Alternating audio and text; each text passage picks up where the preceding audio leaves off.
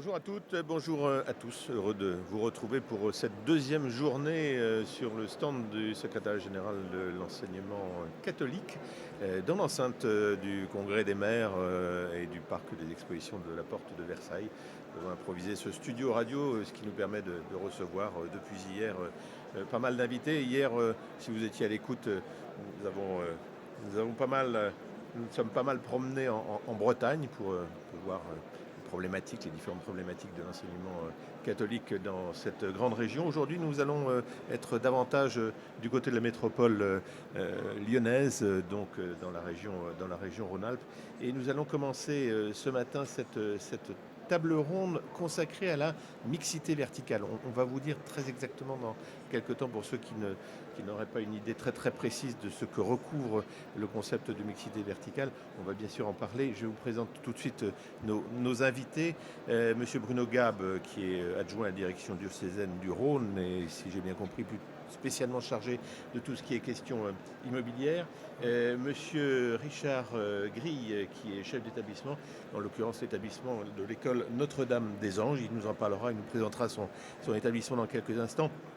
Et monsieur Paul Michenet, qui est lui le chef d'établissement de l'établissement Sainte-Thérèse Espérance. Lui aussi, il nous décrira, il nous fera la présentation, peut-être même la visite de son établissement. Mais dans un premier temps, comme je le disais tout à l'heure, la mixité verticale, pour un certain nombre de personnes, ça ne veut rien dire. Alors vous allez nous expliquer en quoi c'est un concept qui non seulement signifie beaucoup de choses, mais en plus est peut-être un tout petit peu révolutionnaire. Monsieur Gab. Eh bien, la mixité verticale, c'est justement être mixte dans des lieux qui sont contraints. Donc, en rez-de-chaussée, en premier étage, l'école, et après, les étages supérieurs, des bureaux, des logements, avec, pour le tout venant, ou des associations spécifiques, particulières, proches de l'église ou pas. Et on va vous montrer, on a amené 3 exemples qui vont illustrer ces mixités verticales. Ça veut dire que quand on n'a pas la possibilité de s'étendre en surface, on prend de la hauteur. On prend de la hauteur, exactement. Voilà. Et ça suppose le faire en bonne intelligence avec les mairies et en bonne intelligence aussi pour nous à Lyon avec le diocèse et les associations paroissiales, et pour pouvoir offrir aux enfants un cadre de vie le plus agréable possible dans lequel ils puissent s'épanouir et qu'ils aient de l'espace. Alors disons les choses, quand on est responsable diocésain, on doit, pour mener à bien ce genre de projet, on doit faire face à quel type de difficultés, parfois peut-être d'obstacles dans la réalisation d'un projet comme celui-là, ambitieux. Ce sont des projets en fait à plutôt moyen-long terme qui doivent être bien préparés avec tous les acteurs pour s'assurer en plus que ça répond à, si on prend Notre-Dame des Anges, qui est un quartier qui s'appelle la ZAC des Girondins à Lyon 7e et qui est en train de se densifier énormément. Et il faut réserver une place à l'école, à l'enseignement catholique. Alors avant que vous nous présentiez justement les images que vous avez eu la gentillesse de nous apporter, quelques mots de présentation sur les 2 établissements dont nous avons la chance d'avoir les patrons autour de cette table. Monsieur Gris, votre établissement à vous, c'est donc l'école Notre-Dame des Anges. Voilà, bonjour, moi je suis Richard Gris, je suis chef d'établissement du centre scolaire Assomption Bellevue, à Lyon et à la Mulatière. Établissement qui compte à cette rentrée 2200 élèves, 2 écoles primaires, une sur notre site de la Mulatière, une deuxième dont on va parler sur le site de Lyon 7e qui est l'école Notre-Dame des Anges, un collège, un lycée d'enseignement général et technologique et un pôle supérieur qui est lui aussi situé sur Lyon 7e avec 4 classes de BTS et 2 classes préparatoires. Le centre scolaire est donc multisite, 3 sites, 2 sur Lyon 7e et 1 sur le site principal et historique de la Mulatière. C'est un établissement qui est sous la tutelle des Sœurs de l'Assomption.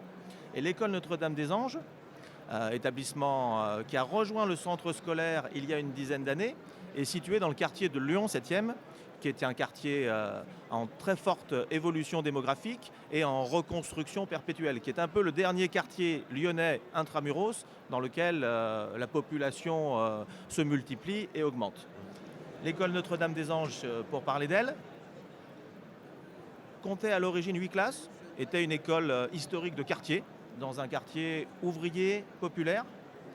L'évolution démographique a fait que les demandes d'inscription sont allées croissantes et nous sommes passés en quelques années de 8 à 16 classes. Le bâtiment ancien, lié à la paroisse, était vétuste, inutilisable au niveau pédagogique et il fallait avancer sur un projet immobilier. Un projet immobilier fort qui nous permette d'insérer 16 classes dans un quartier dynamique avec des familles qui venaient chercher aussi un enseignement catholique dynamique dans le quartier de Lyon 7e. Ce constat-là, vous le faites à quel moment? Si on veut dater les choses, on parle de... On est ici sur un constat il y a 5 ans environ. Il y a 5 ans environ, l'école Notre-Dame-des-Anges, dans l'état actuel de l'immobilier, du bâtiment et des demandes d'inscription, ne pouvait plus continuer à être l'école de quartier qu'elle était, et c'est la dimension supplémentaire qu'elle a pu prendre grâce justement à cette question de mixité verticale, même si le projet n'a pas été sans aléas et sans aller-retour entre les différents points de vue, que ce soit celui de la paroisse, celui de la tutelle, celui de la direction de l'enseignement diocésaine et celui de l'établissement aussi. Et au passage, l'idée, elle vient comment? L'idée initiale est instaurée par le chef d'établissement actuel de l'école de Notre-Dame-des-Anges, qui est Christian Bourbouze, en partenariat avec Anne Bruguera, élue et députée de Lyon, qui ont déjà mené un projet de mixité verticale, peut-être le premier et peut-être un peu innovant en France, à Lyon 3e, à l'école du Saint-Sacrement. Et c'est sans doute ce premier projet d'insérer à l'intérieur d'une zone à forte densité démographique et à forte densité aussi, on peut le dire, de bureaux, un bâtiment qui correspond à une école sur les étages inférieurs et au-dessus à des bureaux ou à des logements. Voilà, donc cette idée-là est une idée qui a été travaillée en partenariat avec les élus, avec les responsables de l'enseignement catholique et qui est une idée forte pour l'enseignement catholique lyonnais. On a des images là, que nous propose Monsieur Gap sur cet établissement dont vous nous parlez. D'un mot, Monsieur Michenet, pour présenter rapidement votre établissement à vous. On est dans le même type de démarche et de processus, c'est ça? Type de problématique. Donc moi je suis directeur général du groupe scolaire Immaculée Conception qui comporte 3 écoles, 2 collèges et un lycée sur 3 sites, 2 sites sur Villeurbanne, l'école Sainte-Thérèse dont on parlera tout à l'heure, et puis un collège et une école sur Dessines et le centre scolaire sur Villeurbanne. Donc on regroupe 2900 élèves au global. Donc le constat a été fait en 2006 que la densification aussi sur Villeurbanne était importante et que les poussées démographiques étaient importantes. Nous avions une petite école historique qui ne répondait plus aux besoins pédagogiques et en même temps qui ne répondait plus non plus aux accessibilités PMR. Donc de nombreux projets ont été bâtis, ont été réfléchis. On était à 4 projets pour rester sur le lieu avec la paroisse, mais pour des raisons techniques, on n'a pas pu rester. Donc nous n'avions plus de solution. Nous sommes rapprochés du diocèse de Lyon, qui sur un lieu historique où il y avait une église désacralisée, dans un quartier en poussée démographique, pouvait nous permettre d'avoir un plateau libre de 2500 mètres carrés. Les finances de l'établissement ne pouvaient pas évidemment récupérer ce terrain, et en bonne intelligence avec le diocèse, le terrain a été mis à disposition de l'établissement scolaire et puis de l'association qui gère l'immobilier sur le diocèse de Lyon, c'est-à-dire l'ALDEC, pour implanter une école. Sauf que nous voulions aussi, dans ce cadre de cette mixité verticale, accueillir non pas des logements et des bureaux, mais pouvoir aussi contribuer à une œuvre sociale sur la ville. Donc nous avions démarché au départ avec le père Devers et l'association qui s'appelle Habitat Humanisme, qui a déjà fait un peu de mixité verticale, mais sans école sur Lyon.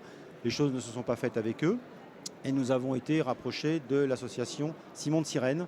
Alors Simon de Sirène, ça ne parle peut-être pas à beaucoup, mais le film Intouchable, hein, le témoin, enfin la personne handicapée dans ce film, oui, est le président d'honneur de cette association. Donc avec Laurent Cherizet, qui est le responsable de cette association, le travail a été fait pour qu'on bâtisse une mixité verticale entre une école au départ à 8 classes qui va être à 16 classes, donc les travaux sont en cours, et au-dessus 2 maisons dans lesquelles sont accueillis des cérébrolésés avec des compagnons, donc des gens valides comme vous et nous, et contre le gîte offert, ces personnes valides s'occupent des personnes en déficience, mais qui ont quand même une forme d'autonomie. Voilà. Et l'idée était donc de bâtir ça avec eux pour qu'il y ait aussi un lien intergénérationnel et avec les enfants, avec les personnes handicapées, pour qu'on puisse créer un lieu de vie qui ait du sens, avec en même temps une présence de l'église, puisque l'église initiale a été démolie, avec un oratoire qui pourra aussi partager ces œuvres sociales et catholiques avec eux. Voilà. Monsieur Gab, l'idée, elle est révolutionnaire en soi, non? Je veux dire, ça n'existe que dans l'enseignement catholique, c'est ce type de projet? À ma connaissance, oui, mais je ne peux pas vous dire ça avec certitude. En tout cas, ce qui est sûr, c'est que dans Lyon, on est dans des environnements très contraints, et donc avec un foncier qui est assez élevé. Et il faut pouvoir accueillir, et il faut pouvoir accueillir au juste coût. et avec des contraintes en plus qui sont quand même assez fortes, parce que quand vous avez des écoles, il faut répondre à tout un tas de normes, donc on ne peut pas mettre n'importe quoi au-dessus, et ce sont des projets qui sont longuement réfléchis. Trouver les bons partenaires aussi demande du temps. Les partenaires, c'est qui en l'occurrence? En l'occurrence, Notre-Dame-des-Anges, c'est un promoteur qui offrait un lot avec donc, en bas les 2 premiers étages pour l'enseignement et ensuite 5 étages de bureaux. Pour l'espérance, pour Sainte-Thérèse, ça vous a été dit, c'est avec Simon de Cyrène. Et pour les derniers, c'est le diocèse de Lyon. Mais le montage a été possible avec un bailleur social qui s'appelle Ronson Habitat. D'accord. Voilà. Et M. Gris, oui. On nous dit souvent que dans l'enseignement catholique, il faut qu'on soit innovant pédagogiquement. C'est une réalité, c'est notre quotidien, c'est un peu notre mission, nous, chez l'établissement. Mais il faut aujourd'hui aussi qu'on soit innovant en termes immobiliers. L'exemple de l'école publique créée à côté de l'école Notre-Dame-des-Anges montre un peu la différence de vitesse d'évolution. La métropole est en capacité d'acheter un terrain à plusieurs millions d'euros, de construire en quelques mois, en une année et demie, une école de plus de 16 classes. À côté, nous, si on ne répond pas à cette réactivité-là, si on n'arrive pas non plus à répondre à des exigences immobilières fortes dans des quartiers dans lesquels, très simplement, nous n'avons pas les moyens financiers d'acheter des terrains, l'enseignement catholique ne se développera pas dans ces quartiers nouveaux et modernes et nous resterons cantonnés à nos bastions un peu historiques des périphéries ou des centres-villes d'agglomération. Nous, nos élèves de Notre-Dame-des-Anges, cette expérience a été très intéressante, ont été dans une école provisoire, puisque l'école a été détruite il y a 2 ans. Pendant 2 années, ils ont été dans des algécos, dans des bâtiments provisoires de bonne qualité. Et là, on peut en remercier les équipes pédagogiques. Là aussi, si les projets marchent, c'est d'abord parce que nos enseignants et nos professeurs des écoles sont investis et portent ce projet-là en même temps que les équipes direction et en même temps que le diocèse. À côté de Notre-Dame-des-Anges, l'école publique était elle aussi dans une école provisoire.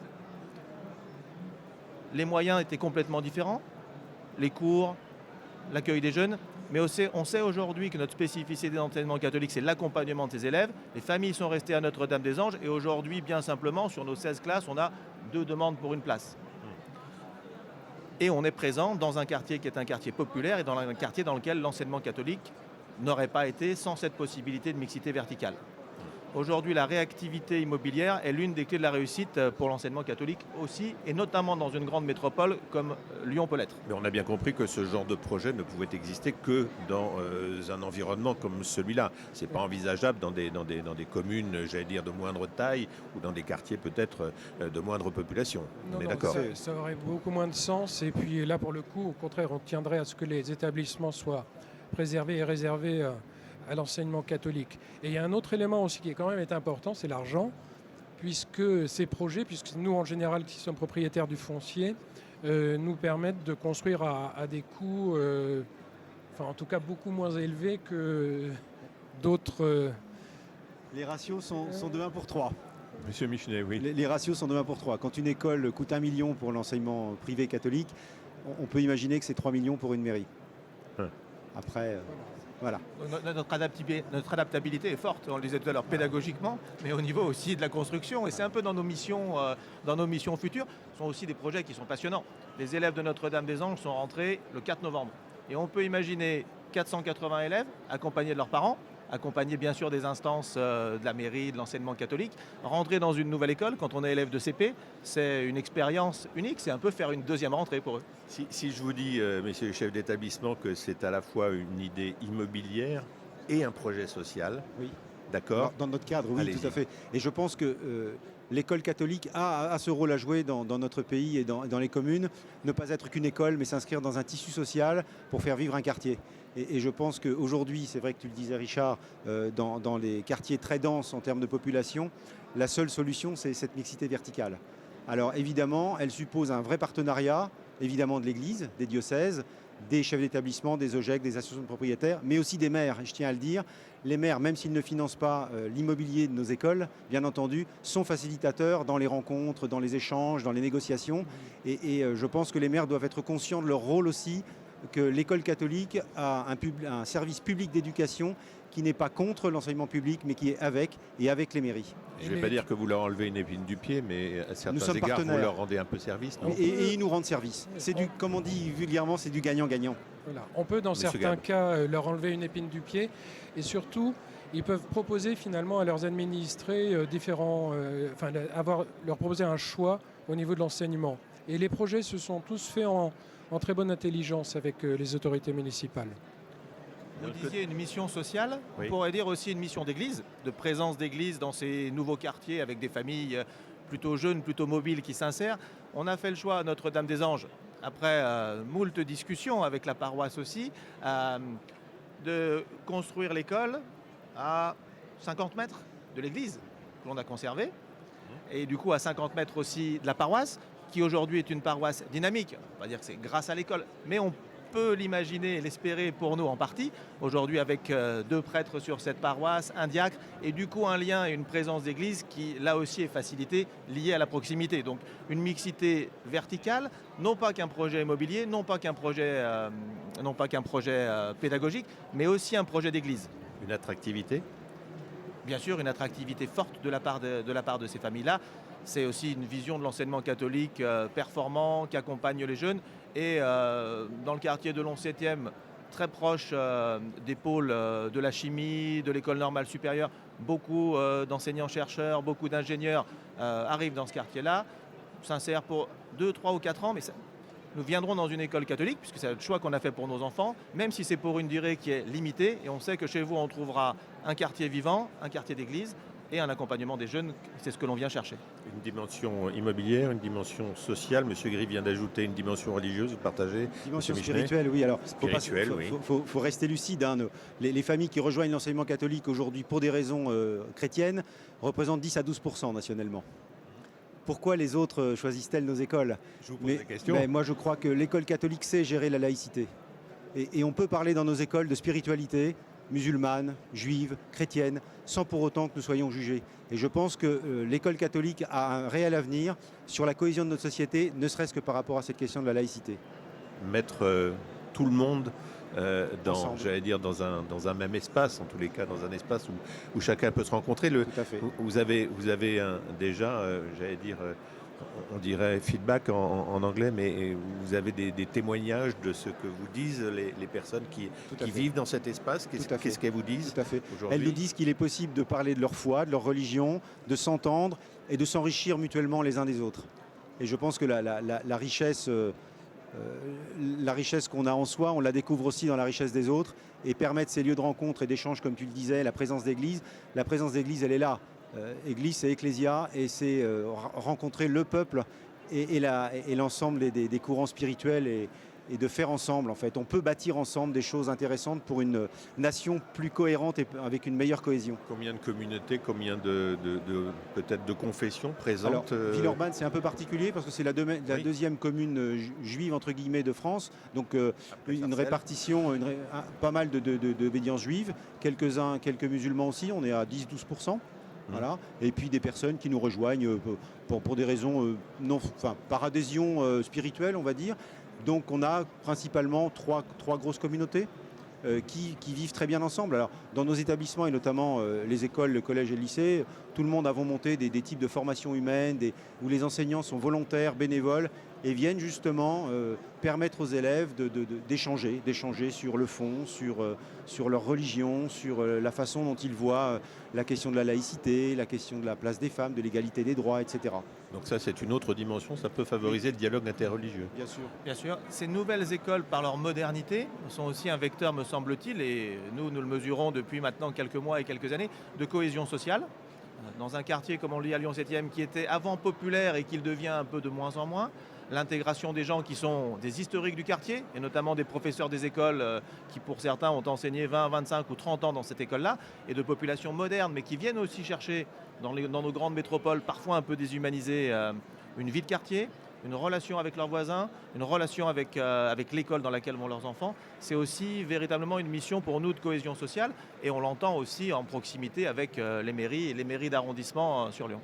Plus personnellement, c'est sympa d'être le chef d'établissement d'un établissement comme celui-là.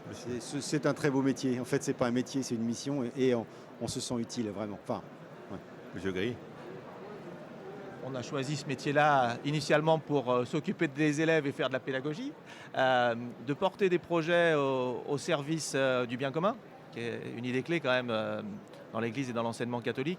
C'est aussi une mission passionnante tous les jours, pas toujours évidente. On rencontre et quand on réceptionne des travaux, on sait bien qu'on a quelques petites anecdotes plus ou moins drôles sur les finitions, voilà. Mais en même temps, on n'en garde que le côté positif et cet optimisme, c'est aussi une vision chrétienne du développement de l'enseignement. Je m'écarte un tout petit peu de notre thématique, mais comme on va aussi aborder dans les heures qui viennent et demain les questions de transition écologique, ces choses qui sont à l'ordre du jour, une empreinte carbone pour un établissement comme celui-là, c'est quelque chose qui a été pris en compte, qu'il a fallu prendre en compte de manière très rigoureuse. Ça fait partie du cahier des charges, effectivement, mais comme toute nouvelle construction aujourd'hui, donc on est aussi vigilant sur ce point-là. Et voilà, de satisfaire à ses besoins. Et tout ça dans la perspective également, et que les enfants aient un espace qui leur permettent vraiment d'être au mieux pour apprendre. Vous considérez que ce sont des projets aujourd'hui pilotes qui vont devoir faire des petits, qui font peut-être déjà? Ça va dépendre de l'environnement, parce que si on n'est pas contraint par le foncier, il n'y a pas forcément de raison à faire ça. C'est quand même pas forcément toujours facile si vous avez sur les 2 premiers étages des enfants et au-dessus des habitations ou des bureaux. Et nous, une de nos missions aussi forte, c'est préserver la sécurité des enfants. Donc il faut réfléchir à toutes ces choses-là. Donc là, c'est vraiment, on a mis à profit une contrainte pour réaliser quelque chose d'ambitieux, d'avenir et peut-être d'éclairant, je ne sais pas. Mais on a répondu à une contrainte. L'aurait-on fait s'il n'y avait pas eu cette nécessité foncière, je ne sais pas. C'est l'adaptabilité qui fera notre force. On n'a pas vocation à être l'unique modèle d'école de demain. Elle est bien entendu dépendante du territoire et sans doute que si demain le centre scolaire a à ouvrir une autre école sur un autre lieu, peut-être que ce n'est pas non plus ce principe-là que l'on prendra. Ici, c'était aussi l'opportunité, la nécessité et en même temps le projet qui a fait que ces projets sont modernes était nécessaire. On n'aurait pas pu faire autrement finalement dans nos secteurs. Il me semble que dans les agglomérations où il y a une forte densité de population, ça paraît un projet pilote et à essayer de transposer parce que financièrement, nos établissements et nos OGEC n'ont pas les moyens par rapport aux fonciers. Donc ils ne pourront avoir des moyens financiers qu'en s'associant et qu'en créant une mixité verticale. Évidemment, il ne faut pas que ça soit n'importe quoi et mettre n'importe quel bureau et imaginer tout et n'importe quoi. Mais je crois qu'on a à œuvrer aussi dans une mixité verticale et sociale et de vie de quartier. Nous sommes ici au congrès des maires de France. Est-ce que leur étiquette politique a une quelconque importance dès lors qu'il s'agit de faire ou de conduire ce genre de projet? Quelle expérience est la vôtre en l'occurrence, M. Michelet? Je crois que les maires sont bien conscients du service public d'éducation qu'ils rendent à la nation et que je pense qu'indépendamment des catégories politiques, le partenariat est possible. Nous, on a une mairie tout à fait de socialiste aujourd'hui, mais qui a été vraiment facilitatrice, y compris les adjoints. Sur des signes où on a aussi un projet immobilier qui est en route, le maire est plutôt n'est pas socialiste, mais a aussi été facilitateur. Et je pense que les maires sont très conscients de l'enjeu et de l'importance de la diversité de propositions de choix pédagogiques dans leur ville. Et là où on peut, pardon Richard, mais là où on peut quand même essayer de mettre un petit accent, c'est toutes les négociations actuelles sur les forfaits communaux permettent in fine de libérer l'argent, les contributions parentales, donc aux OGEC, pour les constructions immobilières et donc réserver les forfaits communaux au fonctionnement pédagogique de l'école. Donc le sujet est important à plus d'un titre, celui qui est actuellement sur la table. Monsieur Gris. Je vais juste dire que l'éducation fait souvent consensus entre les élus, les partenaires et les établissements. Ouais, elle peut amener des gens dans la rue aussi. Et amène aussi des gens dans la rue. Et c'est un peu dans cet esprit-là qu'il faut que l'on travaille avec nos partenaires locaux, nos partenaires et nos élus, bien entendu. C'est très intéressant parce que depuis hier, c'est un des mots qui revient peut-être le plus, quelles que soient les thématiques qu'on aborde, c'est celui de partenariat. Hein, c'est pas un hasard. Partenariat et unicité en même temps. Je trouve que c'est un point très intéressant de tous ces projets. C'est la cohésion qui est faite autour de ces écoles et également avec le diocèse. L'Église d'aujourd'hui, elle doit présenter un front, entre guillemets, j'aime pas trop ce mot, mais une image, elle doit montrer l'unicité. Les paroissiens avec l'enseignement et avec le milieu, l'environnement dans lequel ils évoluent. Et ça, pour moi, je pense que c'est une marque forte de l'Église que de pouvoir, de l'Église dans sa globalité, de montrer cette unicité. Les images que vous nous avez amenées, on peut les retrouver sur le site, j'imagine, des établissements. De chacun de vos établissements. Merci messieurs pour cet éclairage, ça a été absolument passionnant. Je pense que sur la mixité verticale, vous avez appris énormément de choses à beaucoup de gens. Merci à vous et à tout à l'heure. Merci.